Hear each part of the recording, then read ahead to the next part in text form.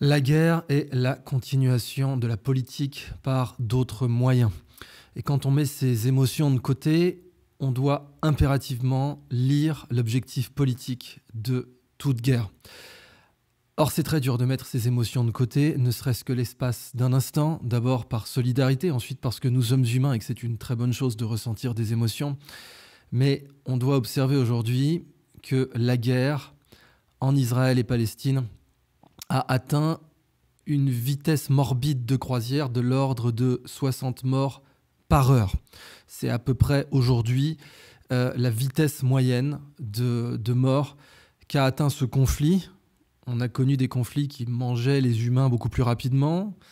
Heureusement, celui-là n'en fait pas encore partie. Mais quand on l'analyse, aujourd'hui, c'est à peu près la vitesse morbide de croisière qu'il a atteint. Évidemment, bien davantage, du côté palestinien, les statistiques ne se démentent pas, mais je veux impérativement préserver dans cette vidéo mon privilège que j'ai conquis de haute lutte de pouvoir m'adresser aux deux parties. Si tant est d'ailleurs qu'il y ait eu deux parties seulement.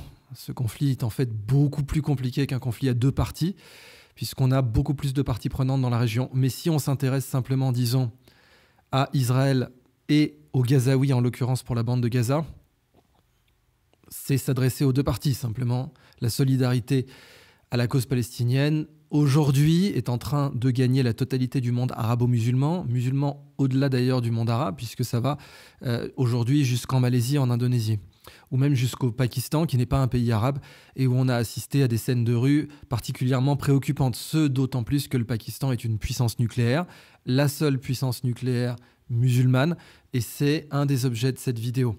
Parce que si aujourd'hui, ce conflit n'est qu'à sa vitesse morbide de croisière de 60 morts par heure, donc à peu près 60 morts dans l'espace où je vais enregistrer cette vidéo, eh bien, il pourrait rapidement dégénérer en un conflit infiniment plus meurtrier. Et c'est bien entendu pour cela que j'enregistre cette vidéo et que je veux maintenir mon privilège de pouvoir m'adresser à toutes les parties.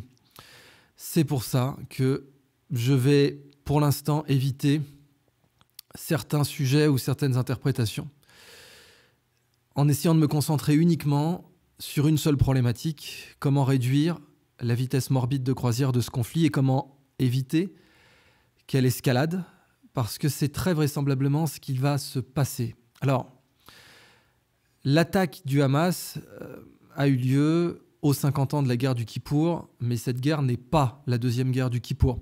La première guerre du Kippour était hautement coordonnée entre plusieurs nations qui ont attaqué en même temps. L'Iran a été accusé d'avoir soutenu le Hamas et d'être derrière cette attaque.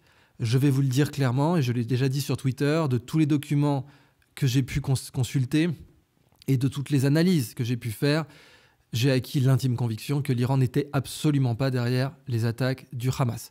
Cependant, l'Iran se retrouve, par le jeu des alliances, dans un engrenage évident, d'abord parce que son peuple est totalement solidaire de la cause palestinienne d'une part, et on a vu des feux d'artifice lancés dans les rues en Iran, ça ressemble même limite à un match de foot. On voyait ça aussi pendant la guerre des 6 jours, ou même pendant la guerre du Kippour.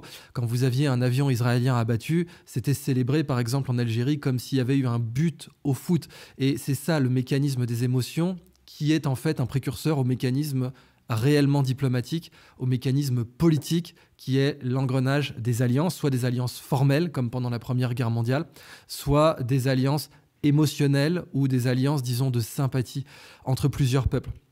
Or là, aujourd'hui, eh bien, la sympathie entre les différents pays musulmans et la situation à Gaza est en train de se consolider, et cette consolidation peut amener à des entrées en guerre plus formelles. On a vu d'ailleurs le Hezbollah qui n'a pas mené d'attaque coordonnée avec le Hamas. Or, c'était ce à quoi on aurait dû s'attendre si l'Iran était derrière cette attaque du Hamas. Et d'ailleurs, il faut toujours poser la question de quel objectif politique aurait voulu être atteint par cette attaque, aussi bien du côté du Hamas d'ailleurs que du côté de l'Iran. Et cette question n'est pas du tout claire. Mais on voit aujourd'hui que le Hezbollah n'a pas attaqué de façon coordonnée avec le Hamas. Cependant, il est en train d'entrer lentement mais sûrement dans ce conflit, avec des tirs de roquettes et des frappes de drones au nord d'Israël. Bon, les effectifs ne permettent pas au Hezbollah de mener une attaque, une offensive en Israël. Ces effectifs permettaient au Hezbollah d'avoir une capacité de défense absolument remarquable sur le plan militaire dans les années 2006. Mais ça, c'était en étant retranché et fortifié face à une armée israélienne qui n'était pas sur son terrain, à savoir dans le sud Liban. Mais une offensive au nord d'Israël, alors qu'Israël a eu le temps de mobiliser autour de 500 000 hommes sur le pied de guerre, enfin 500 000 personnels, il y a des femmes aussi sur le pied de guerre, ça c'est inenvisageable pour l'instant. Et les accès de toute façon au territoire israélien pour une armée d'invasion seraient par le Golan, qui est hautement fortifié, hautement défendu, et par le sud Liban, auquel l'Iran n'a absolument pas accès et duquel le Hezbollah, avec ses 100 000 hommes, ne peut pas mener d'opération de grande ampleur, en tout cas pour vraiment menacer les centres politiques israéliens, ce d'autant plus qu'il y a le Gerald Ford sur zone. Et le groupe aéronaval du Gerald Ford a été déployé, bien entendu, avec l'intention politique de dissuader tout nouvel entrant militaire dans ce conflit, pour laisser donc la situation entre Israël et la bande de Gaza. Mais dans ce cas-là, on va avoir une accumulation, et on la voit déjà, une accumulation explosive de ressentiment et de volonté d'intervenir de la part des pays arabo-musulmans, et donc musulmans non arabes en particulier, comme le Pakistan, mais voire aussi comme l'Indonésie, qui pourtant est un pays très neutre, et comme la Malaisie. Et les tensions s'accumulent. Alors, analysons maintenant les objectifs politiques. Et il est très important que les Israéliens comprennent que les objectifs politiques sont hautement dépendants du gouvernement Netanyahou. C'est-à-dire que cette situation, cette crise, aurait pu être gérée d'une multitude de façons différentes, mais la façon dont elle est gérée aujourd'hui et la façon dont Israël y répond aujourd'hui est une façon bien précisément déterminée par le gouvernement Netanyahou et sa coalition de droite. Et c'est bien pour ça d'ailleurs que la gauche israélienne continue de l'attaquer, même si, évidemment, quand on a des attaques dans un pays, on a une union nationale qui se forme, mais c'est très marquant de voir qu'il y a une grande diversité d'opinions dans la presse israélienne, en particulier avec le journal de référence de la gauche israélienne.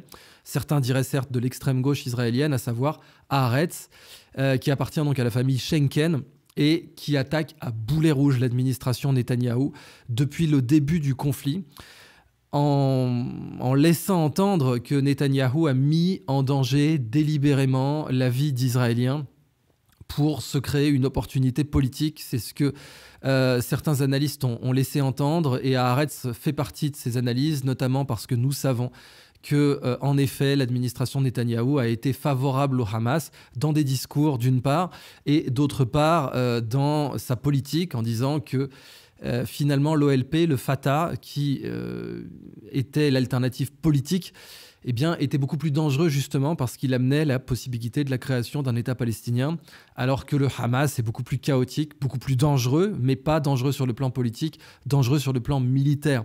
Un plan, évidemment, face auquel l'administration Netanyahou considérait qu'elle aurait l'avantage. Elle l'a aujourd'hui, mais elle ne l'a pas eu pendant les premiers jours de ce conflit.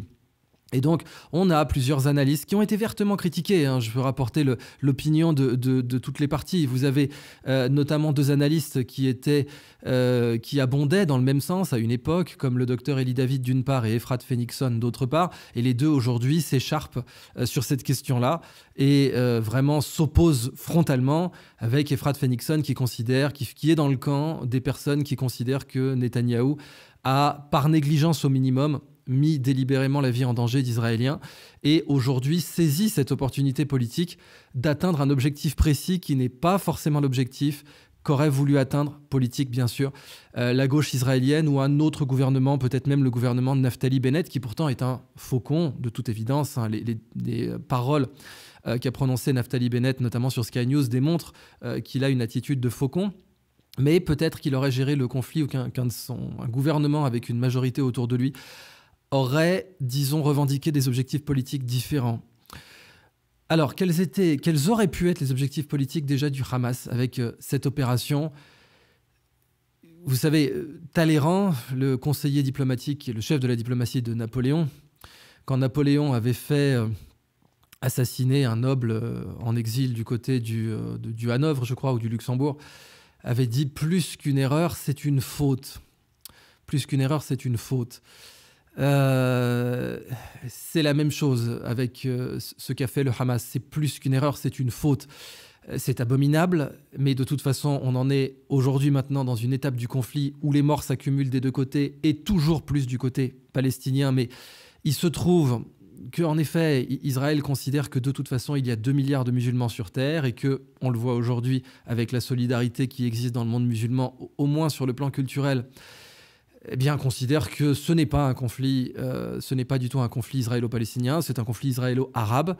Le point de vue d'ailleurs dominant en Israël est que le peuple palestinien n'existe pas, ce n'est qu'un peuple arabe parmi d'autres. Je ne dis absolument pas que c'est mon point de vue, mais en tout cas, c'est le point de vue qu'il faut comprendre pour comprendre ce conflit. Et que, en l'occurrence, il y a 2 milliards d'Arabes face à 15 millions d'Israéliens, 15 millions de Juifs, pas 15 millions d'Israéliens, dont la moitié sont aux États-Unis et l'autre moitié en Israël. Le troisième pays le plus peuplé en Juifs au monde, c'est la France, mais c'est de l'ordre de 490 000, donc c'est vraiment très petit. Eh bien, considère dans ce cas-là que c'est un conflit total, engagé avec les pays solidaires des Palestiniens, mais qui sont donc les musulmans et les arabo-musulmans, et que la disparité des victimes est une disparité qui est proportionnelle à la démographie. La démographie qui est d'ailleurs peut-être l'enjeu le plus important de ce conflit aujourd'hui, et la raison pour laquelle Netanyahou ne voulait absolument pas avoir l'OLP, le Fatah, comme interlocuteur. Parce que si l'OLP et le Fatah ont en effet renoncé à la violence, de façon nominale, et les faits semblent le confirmer, eh bien, Yasser Arafat et d'autres avaient rappelé que c'était le ventre des Palestiniens qui serait leur plus grande arme et que dans ce contexte-là, on peut renoncer à la violence si la démographie va donner un rapport de force favorable aux Palestiniens par la suite. Cette déclaration n'était pas tombée dans l'oreille d'un sourd du côté de l'administration Netanyahou qui a considéré d'abord qu'une solution à un État serait une trahison. Et c'est aujourd'hui de très loin l'opinion dominante en Israël. Une solution à un État aurait été une trahison. On le voit d'autant plus avec la situation en Afrique du Sud aujourd'hui, où les populations blanches qui ont cédé le pouvoir à la démocratie eh bien, se retrouvent prises par ce que Bernard Lugan appelle l'ethno-mathématique électorale, c'est-à-dire que quand vous avez des groupes ethniques qui votent par solidarité ethnique davantage que pour un programme commun, pour le bien de la nation, qui est une volonté de vivre ensemble selon Renan, et qui dépasse les ethnies, eh bien, on se retrouve avec un pays où un groupe ethnique, quelques groupes ethniques n'auront plus jamais le pouvoir, et c'est ce qui s'est passé en Afrique du Sud. Or, les accords de Camp David allait dans cette direction, vers une solution à un État. Et c'est la raison pour laquelle Yitzhak Rabin a été assassiné, parce qu'une partie des Israéliens considérait qu'un choc démographique, ou en tout cas une guerre démographique, aurait été imminente. On se serait retrouvé avec une sorte de course à la population entre d'un côté les Haredim, donc littéralement ceux qui tremblent devant Dieu, mais les ultra-orthodoxes, qui ont eux autour de 7 enfants par femme. C'était une démographie à la gazaoui à l'époque. Plus maintenant, Gaza n'a plus 7 enfants par femme, mais aujourd'hui les Haredim ont autour de 7 enfants par femme. Et d'ailleurs, ça crée une disparité politique totale en Israël, puisqu'ils seront d'ici 2040 autour de 25% de la population votante israélienne, ce qui garantit un intérêt politique et électoral majeur à solliciter leur électorat. Et ça, ce n'est non plus pas tombé dans l'oreille d'un sourd pour Netanyahou et sa coalition, qui est aujourd'hui la plus populaire auprès des Haredim. Or, donc pour Netanyahou, pour même l'ensemble d'Israël, une solution à un État aurait été une trahison, pas au moment des accords de Camp David dans les années 90, mais la réalité des faits en Afrique du Sud a démontré qu'une solution à un État aurait été une trahison pour la majorité pour la majorité des Israéliens. Et donc, il fallait l'éviter à tout prix. Or, c'était les deux solutions que l'OLP et le Fatah amenaient. Soit une solution à un État, encore une fois totalement écarté aujourd'hui, soit une solution à 2 États. Mais dans ce cas-là, on revient aux fondamentaux du conflit israélo-palestinien, pour ne pas donc dire, du point de vue israélien, conflit israélo-arabe, à savoir les frontières. Et vous savez, on a cette fameuse expérience où on prend des fourmis et on les organise bien comme il faut, avec une ligne de front, et disons des fourmis rouges et des fourmis noires, et elles se font face, mais elles ne s'affrontent pas. Et puis si vous secouez tout ça, vous êtes dans un bocal, vous secouez tout ça, c'est la marave générale, tout le monde meurt, et on atteint un conflit qui n'est pas de l'ordre de 60 morts à l'heure. Or, c'est exactement ça les frontières du Moyen-Orient. Si vous voulez comprendre l'équation fondamentale, l'analyser d'un point de vue mathématique en mettant vos émotions de côté, que vous soyez israélien ou palestinien ou arabe ou sensible à la cause palestinienne, sensible à la cause israélienne, si tant est qu'on puisse la présenter comme ça, eh bien, voilà le fondement absolu de ce conflit que vous devez comprendre. Petit 1, les frontières d'Israël sont inacceptables. Petit 2, il y a plus inacceptable que les frontières d'Israël, c'est les frontières de la Palestine, en particulier de la Cisjordanie. Petit 3, il y a plus inacceptable que les frontières de la Cisjordanie, c'est les frontières de Gaza. Et donc, le destin, la providence ou une géopolitique idiote, mais à ce niveau-là, vous savez, on est quand même sur des capitales religieuses, on va parler de destin, de providence ou de test de Dieu.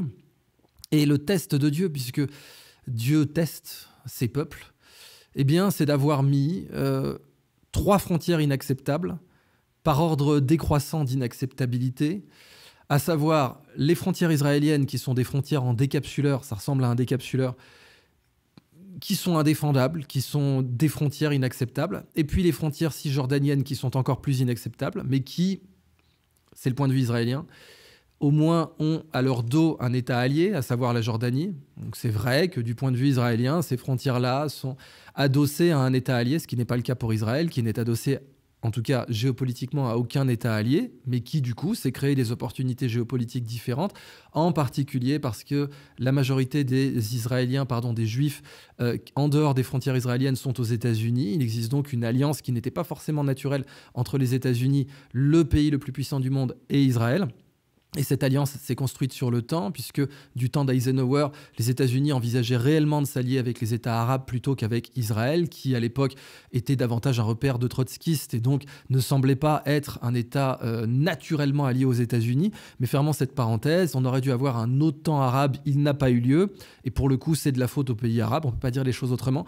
Mais en tout cas, aujourd'hui, la situation de l'équation, c'est que Israël et les États-Unis sont des alliés absolument solides, et c'est pour ça que le Gerald Ford et son groupe aéronaval se trouvent aujourd'hui au large d'Israël, et puis surtout que les marines s'entraînent au Yémen, donc ça rigole pas. Mais les fondements géopolitiques de la situation, c'est que les frontières d'Israël ne sont pas acceptables. Ce sont des frontières qui sont géopolitiquement, et je ne parle pas du tout sur le plan politique, je ne parle pas sur le plan de la légitimité non plus. Je ne dis pas que ces frontières sont légitimes ou illégitimes et ne sont pas acceptables sur le plan de la légitimité. Non, non. Je parle simplement sur le plan défensif. Vous n'avez pas d'État musulman qui a des frontières aussi pourries, à part peut-être le Liban, mais le Liban est adossé à des États alliés ou au moins des États qui ne sont pas dangereux, comme vis-à-vis du Liban, comme la Turquie, comme la Syrie. Les frontières israéliennes sont toutes pourries, mais vous avez 2 États ou 2 frontières qui sont encore plus pourries que les siennes, à savoir la Cisjordanie, qui a des frontières catastrophiques, et surtout aujourd'hui qui n'a plus vraiment de frontières avec les checkpoints, avec les accords d'Oslo, etc. On ne parle plus vraiment de frontières, on parle d'un archipel. Et Gaza, qui de loin dans la région a les frontières les plus pourries et les plus inacceptables de la zone. C'est aussi pour ça d'ailleurs qu'Israël ne veut pas que Gaza devienne un État. Au passage, si Gaza devenait un État, ça pourrait s'envisager, mais il aurait fallu le singapouriser, il aurait fallu que ça devienne une sorte de protectorat israélien bancaire avec une superpuissance fiscale à la Singapour sur la zone. Mais ça, c'est complètement utopique. Alors ça se rêve. Moi, j'adore les utopies. J'adorerais envisager que Gaza devienne un super Monaco dans la région, surtout que maintenant la devise libanaise n'est plus crédible et donc on aurait pu envisager avec énormément d'investissements et en supposant qu'il y ait un abandon total de la violence dans la zone. Mais même Israël ne voulait pas ça, ou en tout cas même l'administration Netanyahou ne voulait pas ça, puisque l'administration Netanyahou désirait davantage avoir le Hamas comme interlocuteur. Alors, ce n'était pas vraiment un interlocuteur. Disons que c'était comme adversaire, on va le dire plutôt de cette façon-là. Parce que le terrain du Hamas n'est pas un terrain politique. Le Hamas a démontré à plusieurs reprises son incompétence politique et surtout son incompétence à obtenir des objectifs politiques. Et sur le terrain politique, les négociations auraient pu amener à la création d'un État palestinien qui, tôt ou tard, par la force des choses, se serait séparé en deux États, Gaza et la Cisjordanie. Comme d'ailleurs, quand on a eu la séparation des musulmans en Inde, vous avez eu au départ un seul État pakistanais, et puis ensuite cet État pakistanais s'est coupé en deux avec le Bangladesh d'un côté et le Pakistan de l'autre, puisque c'était intenable d'avoir deux espaces aussi éloignés. Et en l'occurrence, ce sera intenable aussi si jamais on avait un État palestinien qui contrôlait la Cisjordanie et Gaza à la fois. Or, les perspectives de négociation avec un interlocuteur ou un adversaire qui serait l'OLP ou le Fatah, aller en droite ligne vers le choix entre solution à un État ou solution à deux États. C'est-à-dire, pour le gouvernement Netanyahou, les gouvernements Netanyahou, la peste ou le choléra. Solution à deux États, le choléra, solution à un État, la peste. Et donc, le calcul politique de Netanyahou a été d'espérer créer des situations ou profiter de situations politiques qui permettraient d'éviter une solution à deux États et qui discréditeraient politiquement une solution à deux États. Or, le meilleur scénario, dans ce cas-là, c'est le Hamas, puisque le Hamas est un champion pour discréditer une solution à deux États. D'abord parce que le Hamas ne reconnaît pas l'État d'Israël et donc considère que c'est la Palestine contrôle toute la zone et les Juifs s'évaporent, disparaissent, s'évaporent dans... Voilà, c'est la pensée magique, vous savez. Mais la pensée magique a présidé à beaucoup d'aspects du conflit israélo-palestinien. Les deux camps ont, pendant très longtemps, imaginé une situation où l'autre disparaît. Voilà, par magie. Alors, par magie ou par autre chose, hein, mais... Voyons ça comme par magie. Par magie, on se réveille un beau matin et il n'y a plus de Juifs en Israël. Par magie, on se réveille un beau matin et il n'y a plus de Palestiniens ou d'Arabes, puisque pour la majorité des Israéliens, les Palestiniens n'existent pas. C'est un peuple inventé. Encore une fois, je ne dis absolument pas que c'est mon point de vue, mais il faut comprendre que ce point de vue existe pour comprendre l'opinion et surtout les prochains coups politiques. Parce que maintenant, le vrai sujet, c'est de comprendre quels vont être les prochains coups politiques dans ce conflit. Alors, je vais être très clair. Le calcul politique de l'administration Netanyahou, et là je parle aux deux camps, c'est d'obtenir une évacuation totale et définitive de Gaza. Ça, c'est le calcul politique de l'administration Netanyahou. C'est quelque chose qui a été réfléchi et dont l'administration Netanyahou attendait les bonnes conditions pour la mettre en œuvre. D'autant qu'il faut le reconnaître, Netanyahou est un animal politique redoutable. Et je parle là aussi bien aux Israéliens qu'aux non-Israéliens. Et c'est un calculateur remarquable. Et il est capable de transformer des situations géopolitiques ou politiques, parfois très négatives, en opportunités. Et l'opportunité qui s'est dessinée pour l'administration Netanyahou aujourd'hui est clairement une opportunité d'évacuer Gaza. Alors, et encore une fois, d'évacuer Gaza de façon irréversible. Je ne peux pas être plus clair. Et je continue à m'adresser aux deux camps en disant ça. Alors, ça peut sembler pour les camps israéliens une victoire politique majeure. Évacuer Gaza d'une façon irréversible, ça semble être une victoire politique majeure. Et peut-être que ça le serait sur le long terme. Peut-être que si jamais Netanyahou l'obtenait, il serait dans les livres d'histoire considéré de façon consensuelle en Israël comme un héros, au même titre que Moshe Dayan, par exemple, pour la conquête de Jérusalem. Mais je dois vous dire dans ce cas-là que c'est un calcul politique extraordinairement dangereux pour Israël, extraordinairement dangereux. Je ne peux pas dire les choses autrement. Et on est au-delà du poker, là. On est vraiment dans une situation politique qui peut nous amener à une escalade du conflit, où le conflit monterait à bien plus en termes de vitesse morbide que 60 morts par jour. Là, on rentrerait plutôt à 60 kilos morts par jour. Et c'est ce point-là que je voulais aborder dans cette vidéo. L'idée, donc Gaza, qu'est-ce que c'est ? C'est une des aires les plus densément peuplées au monde et c'est 2 millions de personnes.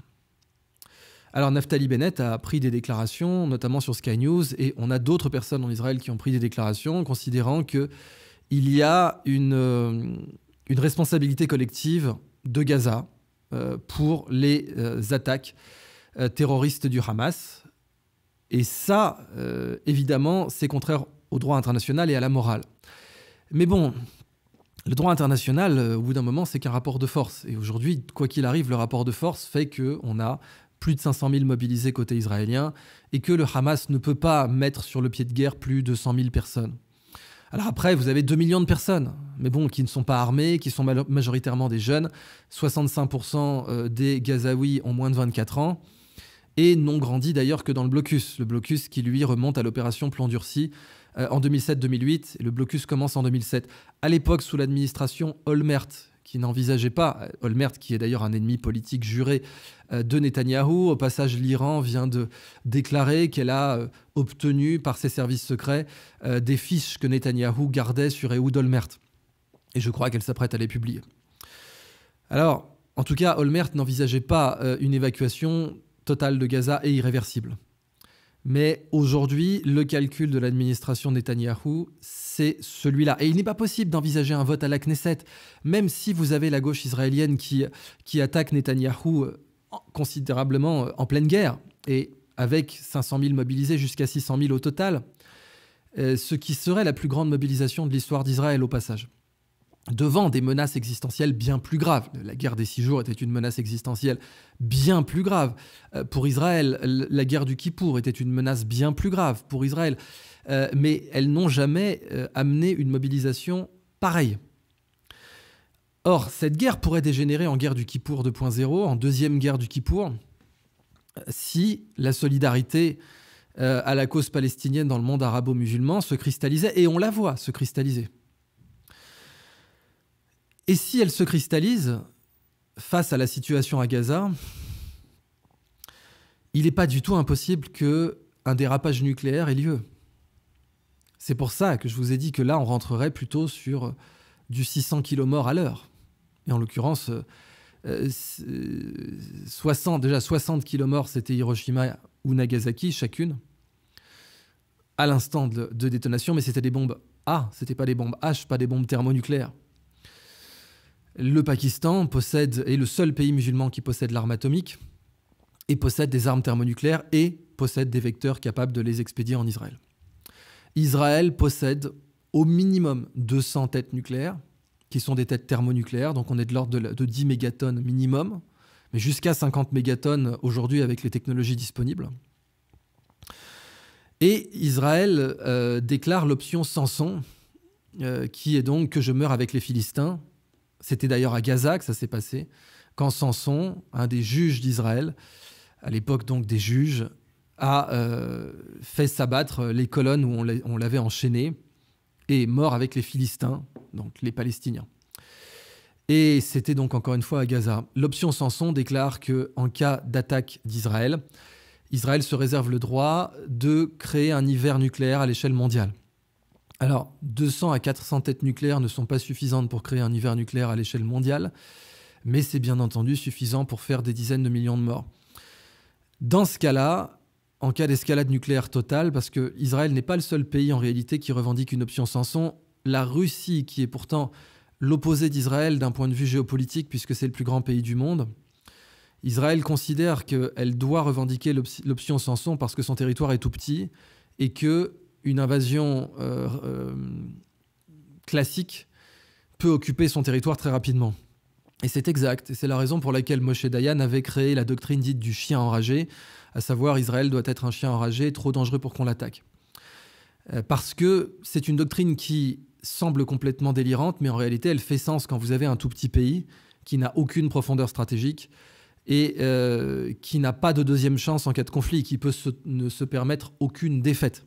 Alors que la Russie, par exemple, peut se permettre à peu près toutes les défaites qu'elle veut. Et c'est typiquement ce qui s'est passé pendant la Deuxième Guerre mondiale, quand la Russie était l'Union soviétique, qu'elle avait encore plus de territoire, encore plus de profondeur stratégique, avec la moitié de la Pologne absorbée. La Russie a pu se permettre un très grand nombre de défaites et gagner la guerre. Rome, pendant les guerres puniques, a pu se permettre un très grand nombre de défaites et gagner les guerres puniques. Israël ne peut se permettre aucune défaite. C'est une de ses constantes géopolitiques. En tout cas, dans une guerre conventionnelle, Israël ne peut se permettre aucune défaite. Et c'est pour ça que la doctrine du chien enragé a existé. Cependant, c'est la doctrine du chien enragé qui fait qu'Israël n'a jamais de réponse proportionnée. Jamais. Mais ça, c'était le cas pendant la guerre des 6 jours, où il y avait une coalition, une coordination et une menace existentielle réelle. C'était le cas pendant la guerre du Kippour, où il y avait une menace existentielle plausible. Mais là, en l'occurrence, à aucun moment, les attaques du Hamas, toutes barbares qu'elles fussent, n'ont pu constituer une menace existentielle envers Israël. À aucun moment. Il faut être très clair avec ça. C'est très dur de garder son sang-froid. Et pourtant, c'est littéralement ce qu'il faut faire, aussi bien au poker que dans une situation où les jetons qu'on perd sont des vies humaines, de part et d'autre. Et, encore une fois, Israël ne compte pas les vies humaines dans l'absolu, mais dans le relatif. Ça, c'est un point. Et il n'est pas possible à un non-israélien de comprendre l'attitude d'Israël, et je ne parle pas de l'excuser, je ne parle pas de la juger, je parle de la comprendre et de l'anticiper, puisqu'on atteint dans cette situation, dans ce conflit, une situation où il faut uniquement comprendre ce qui est prévisible, quel est le prochain coup de tel ou tel acteur, que vous le considériez comme un adversaire ou pas, que vous soyez neutre ou pas. Il faut comprendre que Israël considère fondamentalement ses pertes d'un point de vue relatif, c'est-à-dire en pourcentage de la population juive mondiale, qui est de l'ordre de 15 millions. Et que, après, appelez ça comme du cynisme, ou appelez ça comme vous voulez, considère que les pertes palestiniennes sont des pertes musulmanes, et qu'il y a 2 milliards de musulmans dans le monde, et que relativement aux pertes israéliennes, eh bien, même si vous faites un facteur, donc c'est un facteur de 133, 15 millions par rapport à 2 milliards, c'est un facteur de 133. Et d'ailleurs, ça vous donne à peu près les pertes, le différentiel des pertes quand vous avez un conflit dans la zone entre musulmans et israéliens. Le consensus en Israël, c'est que parce que, ça c'est un fait, c'est pas un consensus, parce que Israël est le seul État juif, comprenez, il n'y a pas d'État séfarade, il n'y a pas d'État ashkénaze, il n'y a pas d'État falacha, et il n'y a pas d'État pour les juifs laïcs, pour pas dire athées, parce que vous avez des juifs athées, aussi bizarre que ça puisse paraître. Et alors qu'il y a des États avec des sunnites, des États avec des chiites, des États avec toutes les diversités possibles des foi musulmanes.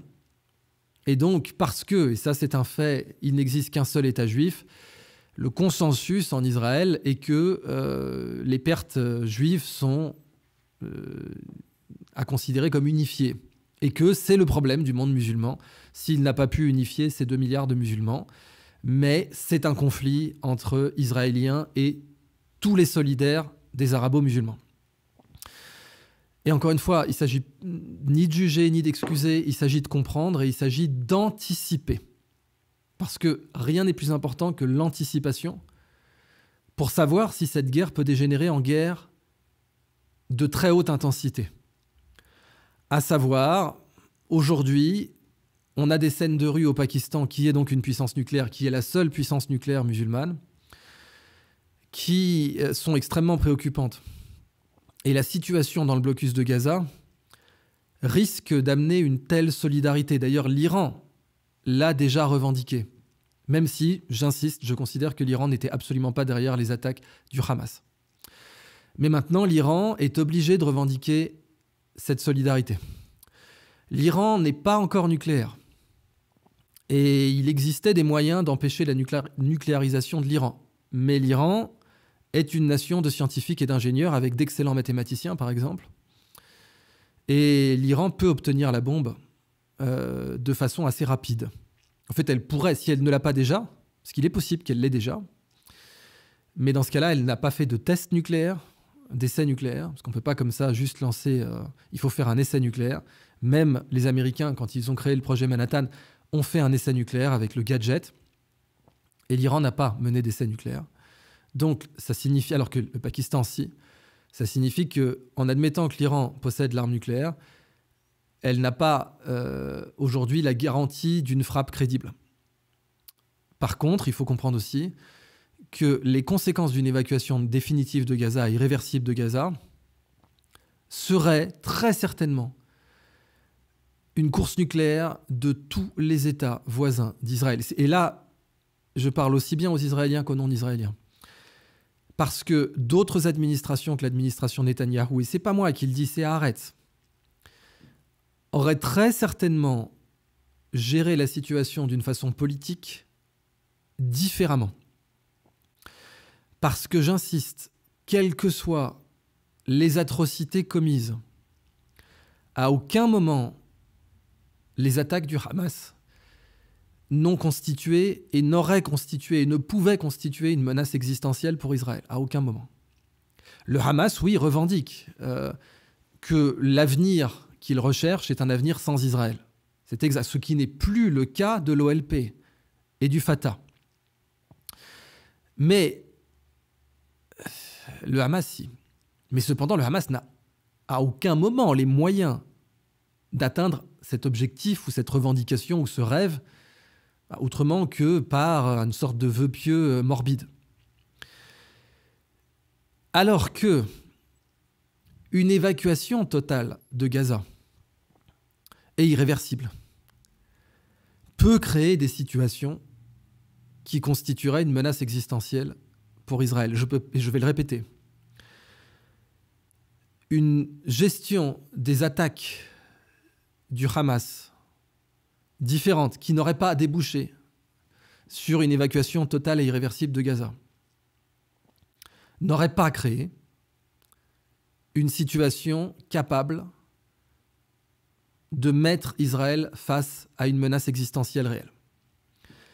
Alors quelles auraient été d'ailleurs ces façons de gérer la situation froidement?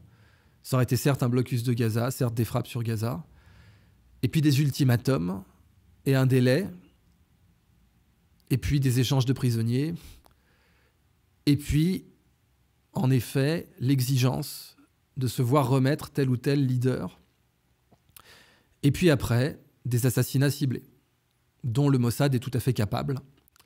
Un assassinat sur Khaled Meshal, une tentative d'assassinat sur Khaled Meshal avait déjà eu lieu d'ailleurs, je crois par les oreilles, comme dans Hamlet, avec un poison, je crois que c'était de l'opium concentré ou un opioïde concentré.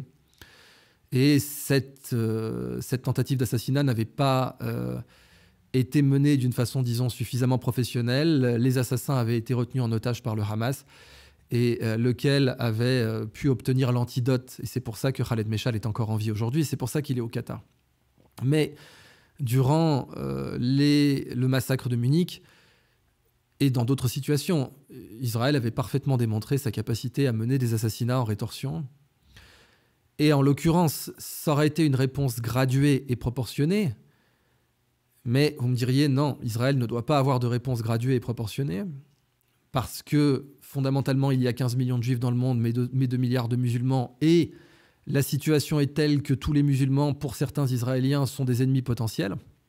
Mais au-delà de ça, parce qu'Israël est un tout petit territoire et doit donc ne jamais respecter le principe d'une riposte graduée, certes, sauf que là, en l'occurrence, aucune menace existentielle, j'insiste. Quelles que soient les atrocités commises, il n'existait aucune menace existentielle sur l'État d'Israël. Aucune. Existentielle, je parle. Et dans ce cas-là, quand aucune menace existentielle n'est manifestée, il faut adopter une riposte graduée. Même si, politiquement, elle peut être insatisfaisante pour le peuple. Et là, je parle du peuple israélien.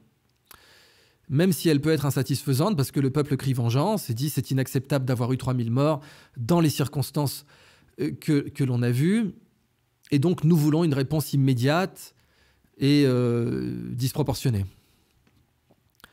Le problème donc est que cette réponse disproportionnée d'une part et l'objectif politique que recherche le gouvernement Netanyahou d'autre part, et qui n'est jamais passé devant la Knesset, parce que s'il était passé devant la Knesset, il aurait suscité une indignation aussi bien de la gauche israélienne que de tout le monde arabo-musulman. Et il n'aurait pas pu être, disons, maintenu dans une certaine confidentialité.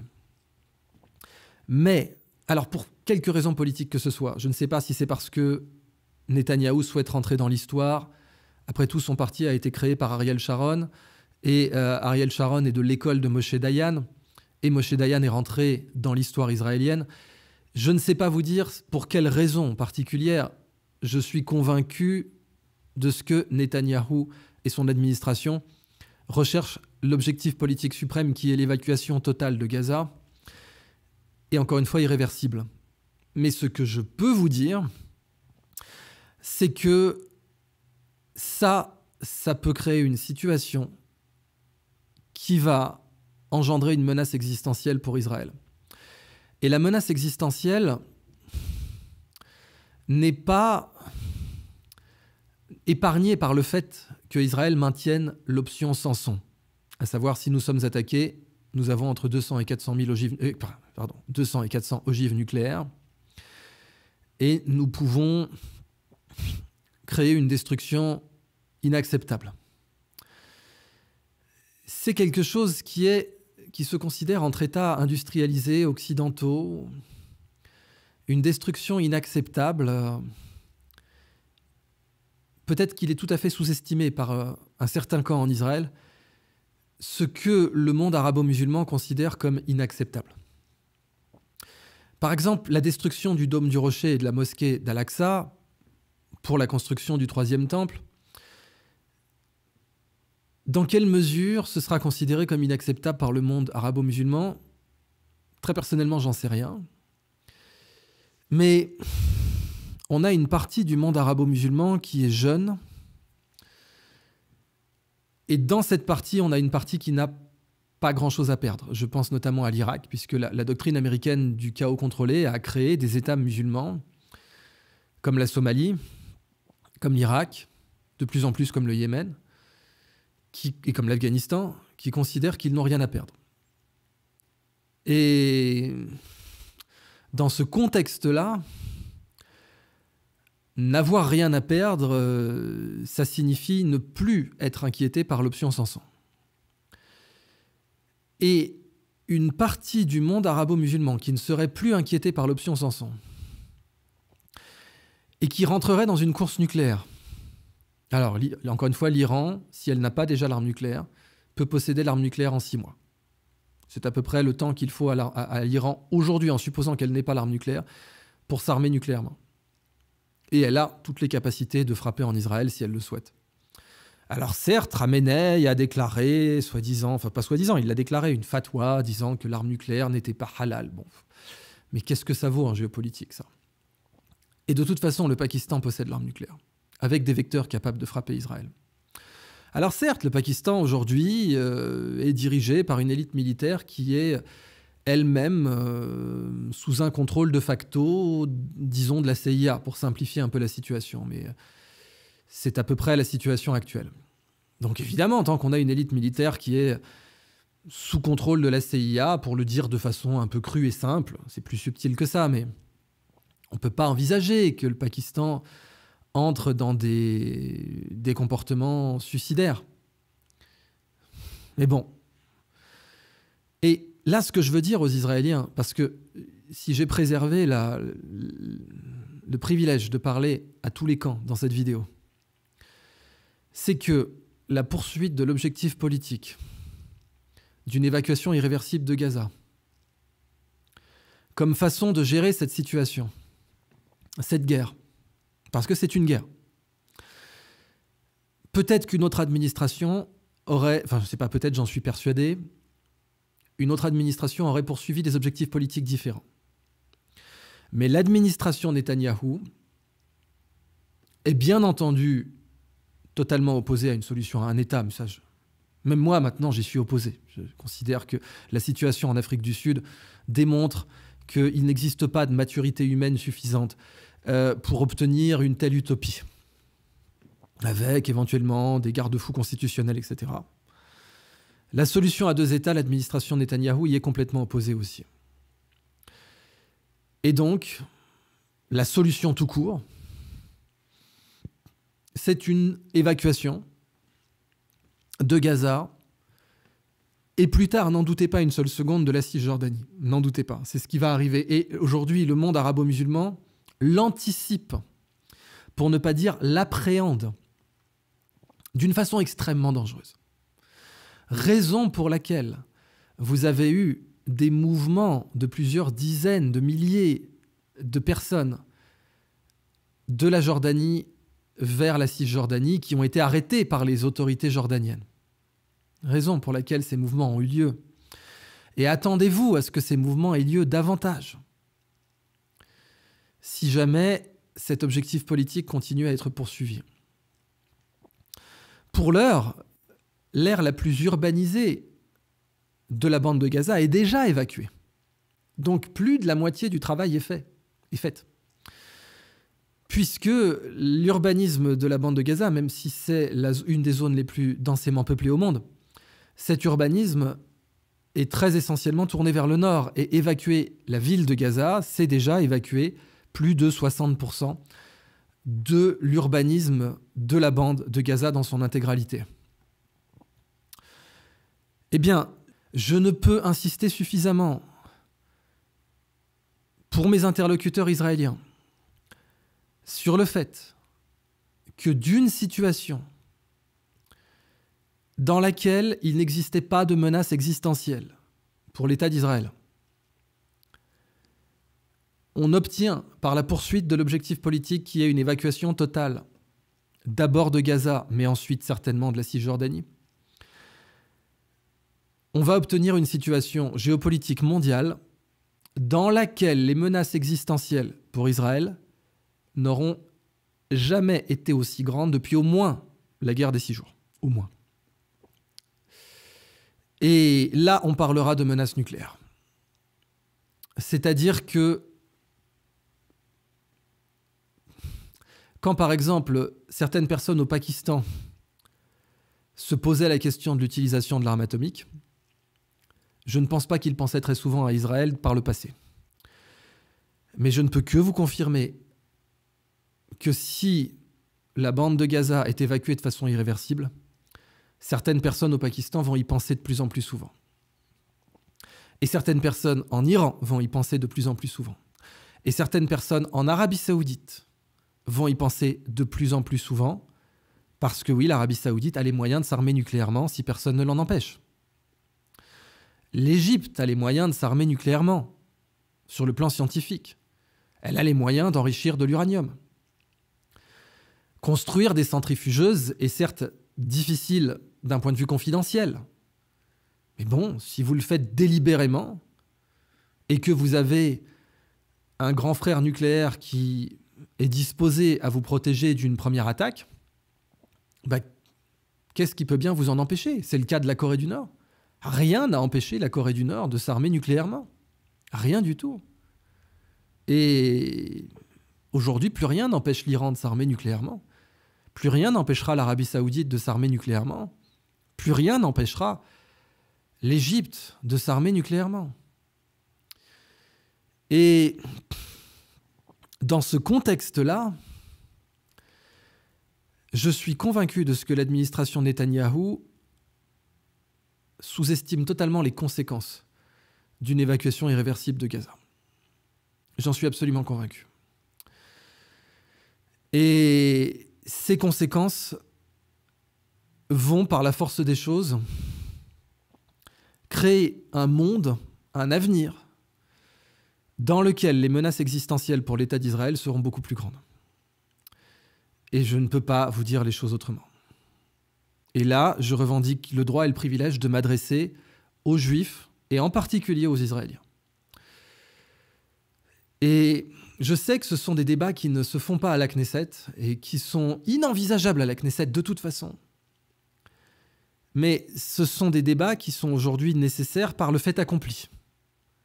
C'est-à-dire que le fait accompli aujourd'hui, c'est que l'administration Netanyahou a besoin d'une évacuation de Gaza rapide.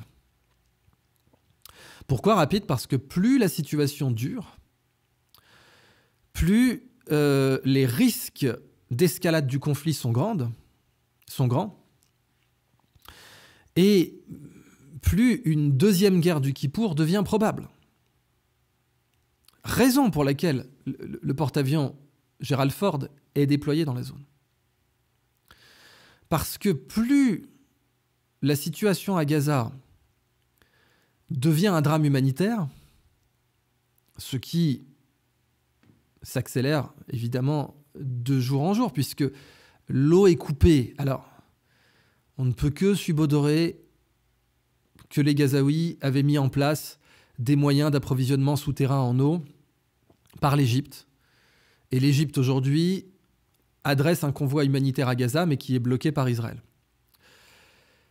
Mais en admettant même que la bande de Gaza possède des moyens de s'approvisionner en eau de façon indépendante d'Israël, c'est une situation qui ne peut durer que quelques semaines et qui ne peut qu'aboutir à des conséquences de type la valise ou le cercueil. Alors, dans l'histoire, oui, il y a eu de telles conséquences pour beaucoup de peuples et beaucoup de villes, que ce soit Rhodes, que ce soit Istanbul, Constantinople, que ce soit toutes ces villes qui ont été évacuées pendant les invasions mongoles ou autres, et qui parfois n'ont même pas eu le luxe de la valise, et qui n'avaient le choix que du cercueil. Et je sais qu'une certaine frange au Moyen-Orient considère que le peuple juif ayant vécu des dizaines d'événements, valises ou cercueil dans son histoire, considère que pour les Gazaouis, ce n'est qu'un seul événement dans une ère relativement civilisée où ils ne risqueraient pas la mort dans le pays où ils trouveraient refuge. Quelle que soit la façon dont on considère ce point de vue, abominable ou cynique, il ne peut mener qu'à des conséquences extrêmement dangereuses, non pas pour les Palestiniens, mais pour Israël. Alors, on a parlé des armes de destruction massive et de leur prolifération inévitable dans le monde arabo-musulman si la bande de Gaza venait à être évacuée de façon irréversible. De façon très claire, il n'y a qu'un seul pays nucléaire aujourd'hui dans le monde arabo-musulman.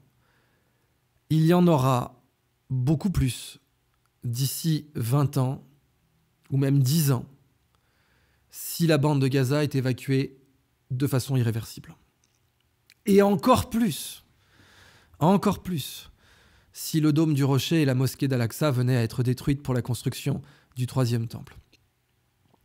Alors que le peuple juif est un peuple, par la force des choses, extrêmement intelligent, puisque on pourrait dire d'une façon cynique qu'avec tous les pogroms qu'il a connus, tous les idiots sont morts.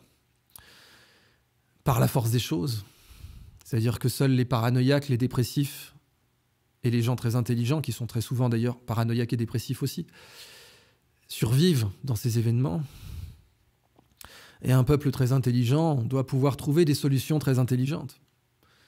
Et pas seulement des solutions brutes de décoffrage, des solutions frontales, des solutions directes, ou des solutions dignes de ce que ses ennemis auraient pu calculer ou envisager ou planifier.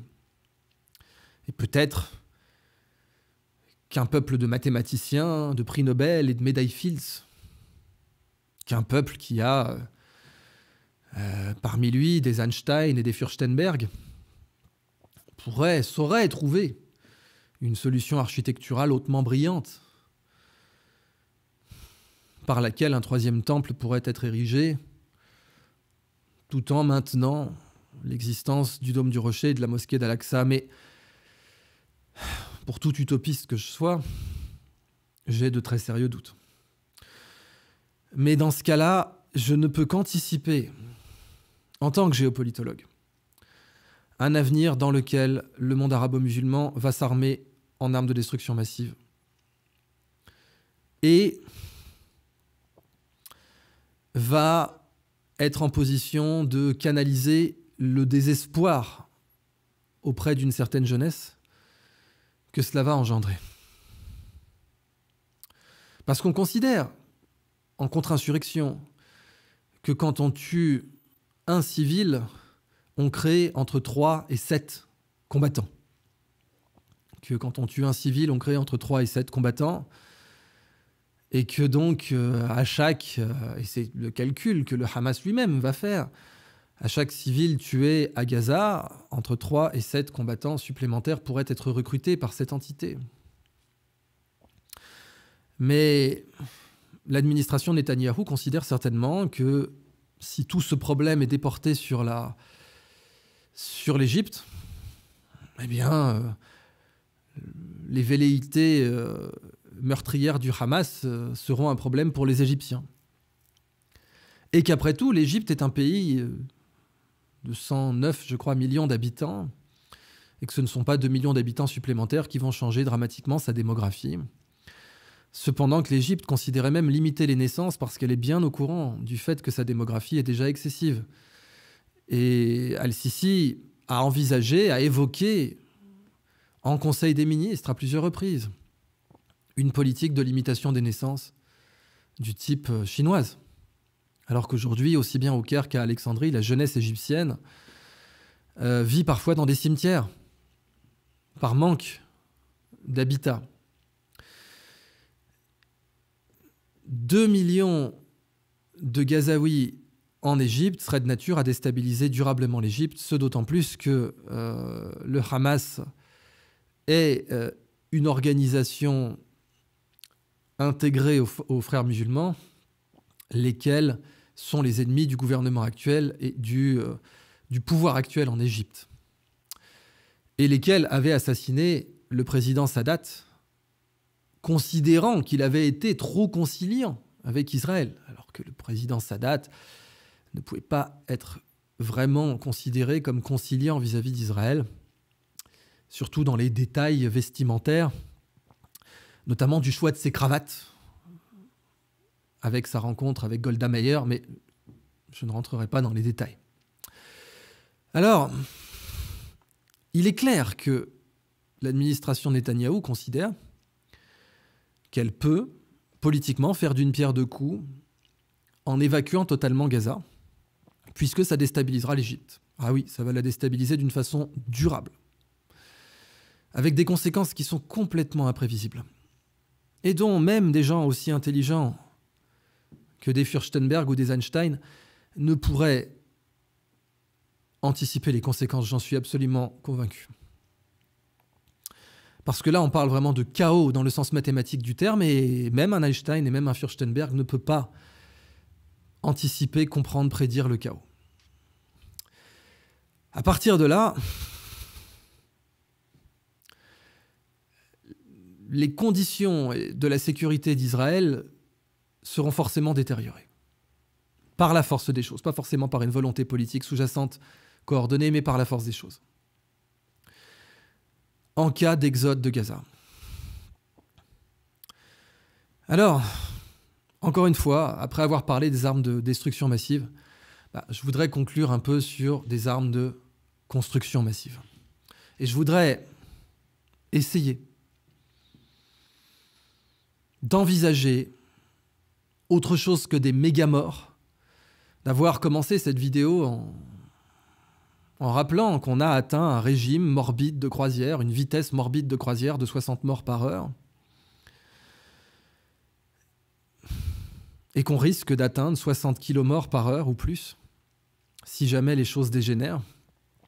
Cependant d'ailleurs que l'OTAN mène des exercices nucléaires à l'heure où je parle, avec l'exercice Steadfast Noon dans la région, et que la Russie a son arsenal nucléaire en alerte depuis longtemps, depuis au moins le début de la guerre en Ukraine. Et que, très certainement, le Pakistan a son arsenal nucléaire en alerte aussi. Essayons d'envisager un futur où seraient déployées non pas des armes de destruction massive, mais des armes de construction massive. Non pas un complexe militaro-industriel, mais un complexe pacifico-industriel. Supposons que l'Égypte soit amenée par un bras de fer à la fois humanitaire, diplomatique et militaire, à accepter un exode irréversible de Gaza. Alors faisons fi du fait que l'Égypte serait considérée comme une traîtresse à la cause palestinienne dans tout le monde arabo-musulman, que ce serait une situation politique ingérable, que des émeutes auraient lieu, que un renversement du pouvoir égyptien serait quasiment certain. Supposons que le pouvoir égyptien se maintienne après avoir accepté un exode irréversible de toute la bande de Gaza. Alors soit on se retrouverait avec un village de tentes de la taille de Paris, puisque Paris c'est 2 millions d'habitants intramuros et Gaza aussi. C'est quelque chose que les Russes n'ont jamais envisagé, par exemple, en Ukraine. Et à raison, si les Russes avaient envisagé de proposer à Kiev, une ville certes plus grande et plus peuplée que Paris, l'alternative de la valise ou du cercueil, à très juste titre, les Russes auraient été considérés comme des barbares. C'est une des raisons pour laquelle Poutine a déclaré que le siège de Gaza était comparable au siège de Leningrad. Mais à Leningrad, il existait des possibilités encore de levée de ce siège. Pour Gaza, difficile d'en voir à l'heure actuelle. En admettant que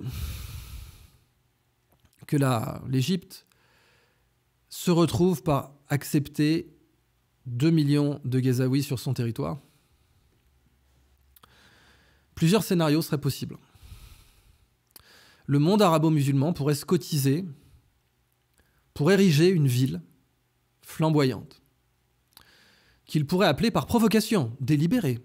Parce que toutes les autres conséquences dont je vous parlais demeureraient. La frustration, la haine, la rage et la course aux armements nucléaires inévitable de pays musulmans adjacents. Donc la provocation serait un désir politique certain. Maintenant, dans quoi pourrait se canaliser cette provocation ? On a des cas comparables en Asie. Elle pourrait se canaliser dans la construction et dans la compétition économique. On verrait un mouvement de boycott, de désinvestissement et de sanctions dans le monde arabo-musulman qui serait, à mon avis, inébranlable. Et on verrait une volonté au minimum de compétition économique avec Israël, tout aussi inébranlable. Cette compétition économique pourrait se traduire par la construction d'une sorte de nouveau Dubaï destiné aux Palestiniens, destiné aux Gazaouis. Et bien entendu, par provocation, l'Égypte, par consensus arabe, voire arabo-musulman, pourrait l'appeler New Gaza. Et pourrait, pour poursuivre la provocation à très long terme, renommer le Sinaï la Grande Palestine. C'est tout à fait envisageable. De la même façon que les Grecs ont appelé l'Italie la Grande Grèce, et qu'il y avait bien entendu une Grande Bretagne. Toujours par provocation et pour montrer, et là je parle de la perception du monde arabo-musulman, encore une fois, pour préserver ce privilège de parler à toutes les parties. Je ne juge absolument pas. Je ne juge absolument pas. Je ne peux que le répéter. Je n'essaye que d'anticiper et de comprendre des conséquences prévisibles et des conséquences plausibles ou inévitables, selon moi. Et dans ce cas-là,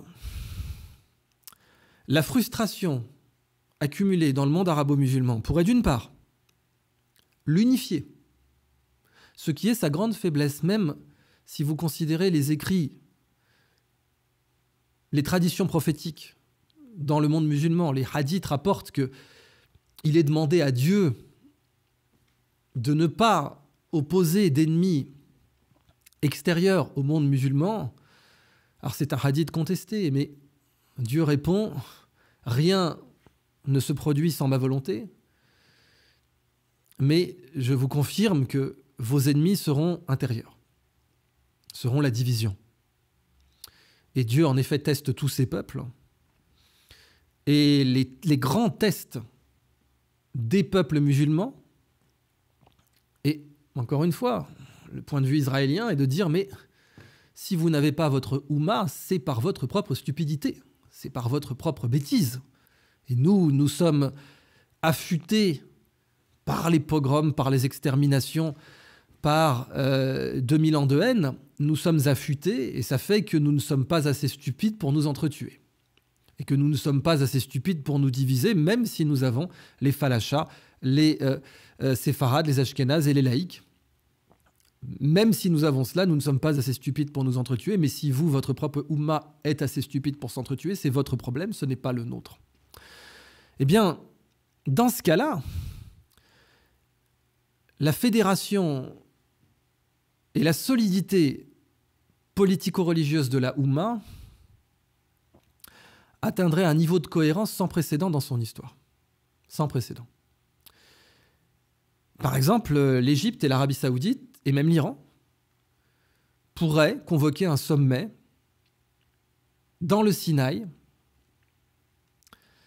Et ce sommet pourrait être une expression de leur haute résolution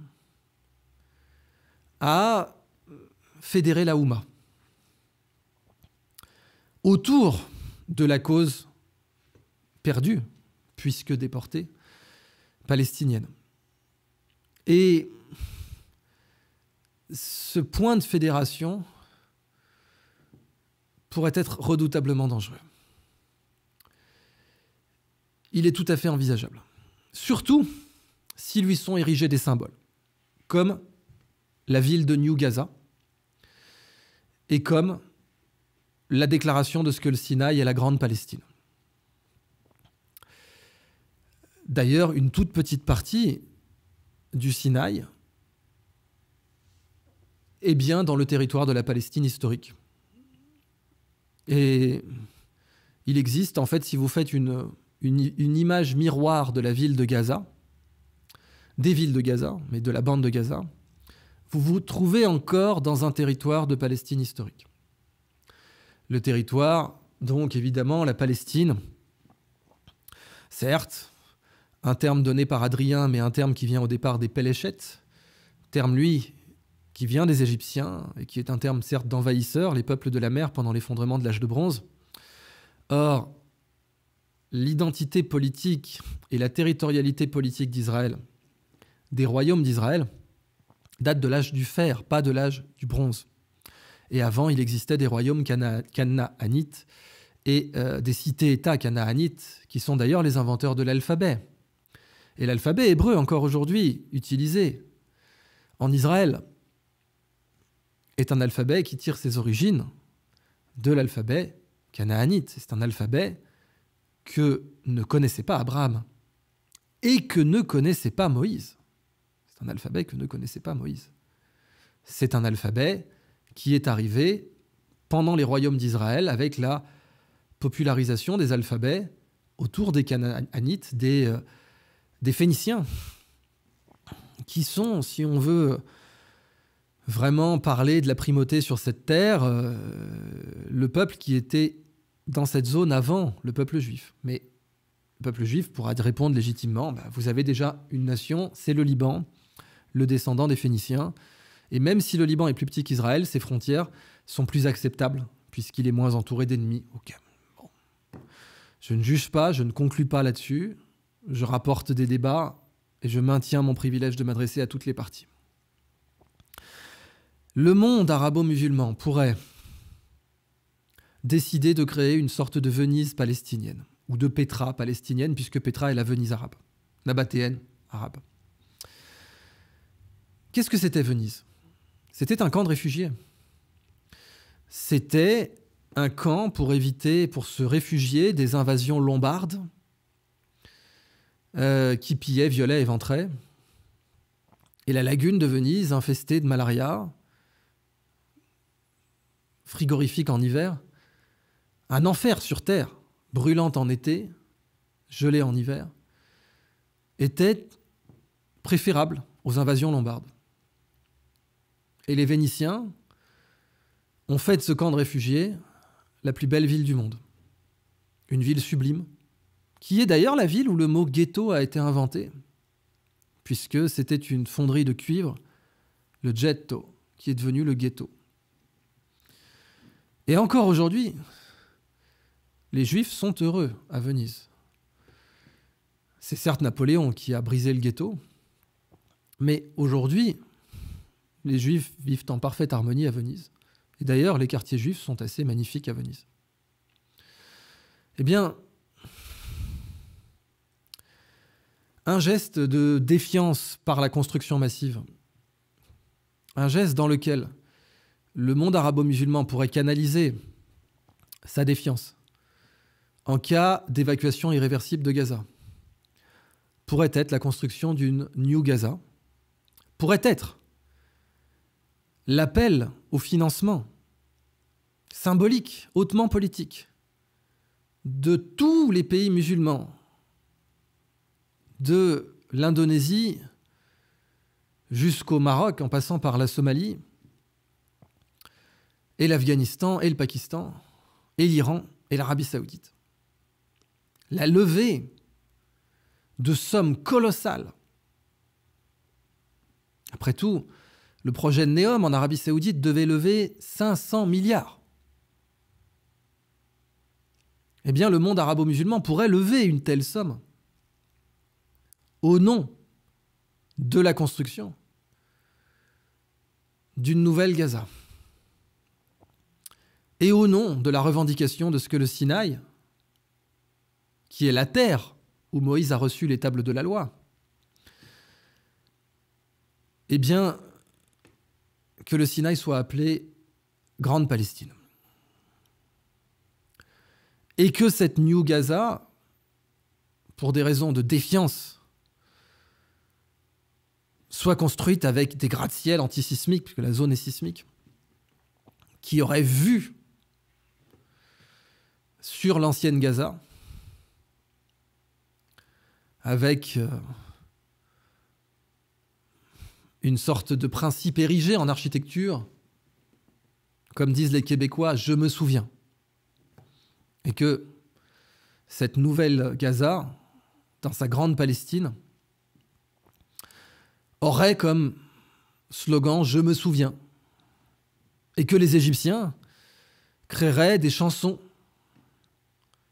qui seraient à répéter sur le même modèle que, par exemple, le Am Yisrael Chai.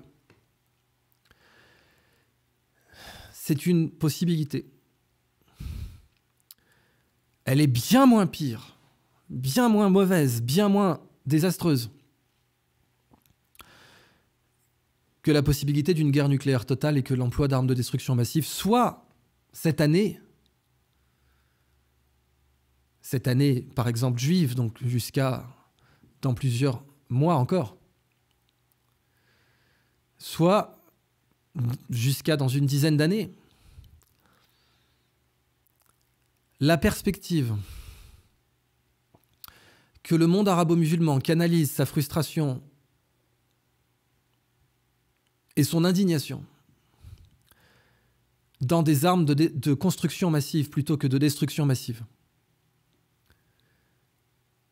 avec un objectif politique de défiance affirmé, New Gaza, Grande Palestine, et puis une ville sublime, superbe, etc.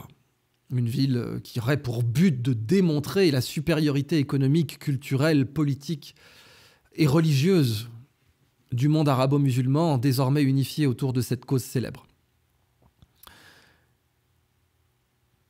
Si je dois m'adresser aux Israéliens, je dois vous dire très clairement, et je sais que vous êtes mobilisés, et je sais que j'ai gagné le droit de m'adresser à toutes les parties et à vous en particulier.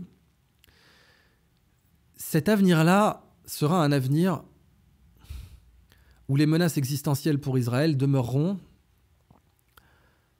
plus grandes qu'avant, mais moins grandes qu'un avenir où vous avez une course à l'armement nucléaire systématique en Égypte, en Arabie Saoudite, en Iran et en Turquie.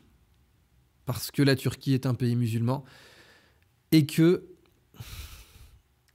elle sera outragée par un tel événement, de façon durable.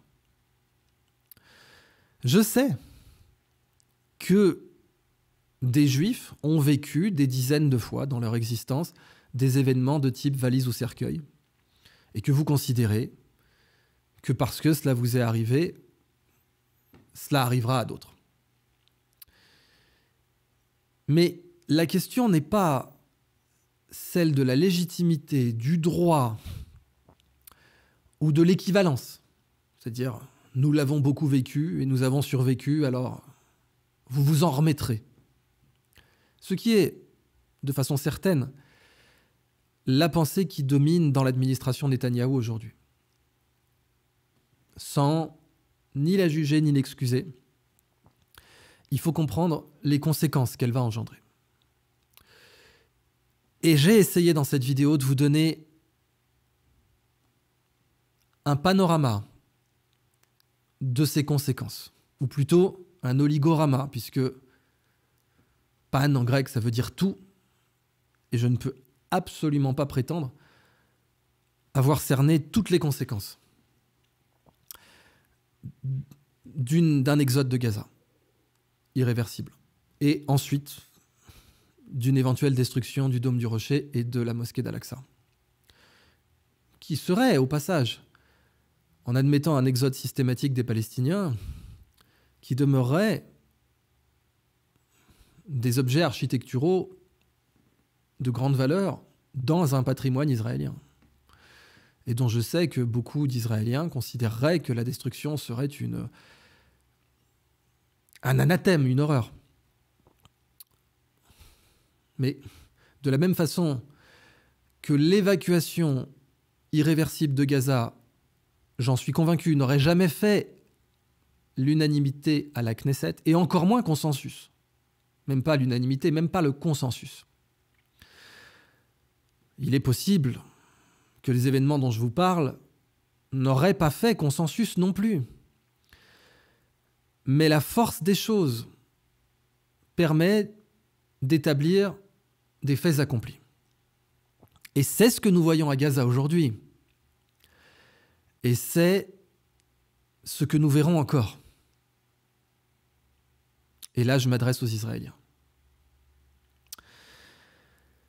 En conclusion, je ne peux qu'espérer et prier, ce que nous parlons entre croyants, que ce conflit va ralentir en termes de nombre de morts par jour. Parce que ça a dit, Shiraz a dit, les êtres humains font partie d'un tout, ils sont constitués d'une seule essence et d'une seule âme. Et si l'un d'entre eux souffre, tous ils souffriront. Et si tu n'as pas de considération pour la souffrance humaine, tu ne mérites pas de t'appeler humain. C'est inscrit dans le Hall of Nations des Nations Unies, lesquels, hélas, montrent encore une fois leur grande inutilité. Ou en tout cas, la grande déception par rapport aux attentes que les peuples pouvaient légitimement avoir d'elle. Je ne peux qu'espérer que ce conflit n'entrera pas dans une intensité irréversible et dans une machine à broyer les âmes et les hommes et les humains qui excédera les 60 kilos morts par jour. Aujourd'hui, nous sommes à 60 morts par jour. Pardon, par heure. Par heure. Indiscriminés, comme dans les guerres totales, où des civils mouraient aussi bien pendant la Deuxième Guerre mondiale, et les Russes ont eu plus de morts civiles que militaires. Nous nous étions dit à l'époque collectivement, plus jamais ça. Pour l'instant, ce sont 60 morts par heure qui rejoignent le ciel. La situation pourrait dégénérer de sorte à ce que ce soit 1000 fois plus. Et nous avons tous le devoir, indépendamment de nos émotions, de faire en sorte que ce conflit, qui a une existence propre. Quand les guerres naissent, elles ont une vie propre. Jamais une guerre n'est née qu'elle n'ait échappé à son père ou à sa mère. Jamais. Ce n'est arrivé qu'une guerre reste bien tranquille, en laisse. Pendant que la Première Guerre mondiale, on pensait qu'elle serait finie pour Noël 1914 ou Noël 1915 au pire. Alors qu'elle dure encore aujourd'hui par ses conséquences. Et les conséquences de la Première Guerre mondiale sont sous nos yeux aujourd'hui, puisque c'est la distribution des frontières en Palestine mandataire qui a créé cette situation. Et c'est la non-application de la déclaration Balfour qui a aussi créé cette situation. Puisque Eût-il été né en 1917, un État israélien aurait sans doute moins polarisé, disons, les populations sur place. Mais tirons les leçons d'une guerre dont elle nous a échappé, alors que beaucoup de gens et de grands penseurs, même Henri Bergson, versaient dans l'idée que cette guerre aurait des vertus. Et même Apollinaire disait, oui, après tout, il y a de la fraternité et de la beauté dans la guerre, avant d'être blessé gravement. Tirons les leçons d'une guerre dont on a cru qu'on pourrait la contrôler et qui nous a contrôlés, nous, et qui contrôle encore la géopolitique mondiale plus de 100 ans après. La Première Guerre mondiale, aujourd'hui, préside, par ses conséquences, aux destinées humaines.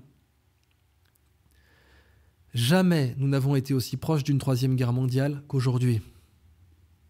Et quelles que soient nos émotions, quelles que soient nos revendications, nous devons avant toute chose faire en sorte qu'une guerre qui aujourd'hui brûle à 60 morts par heure ne brûle pas à 60 000.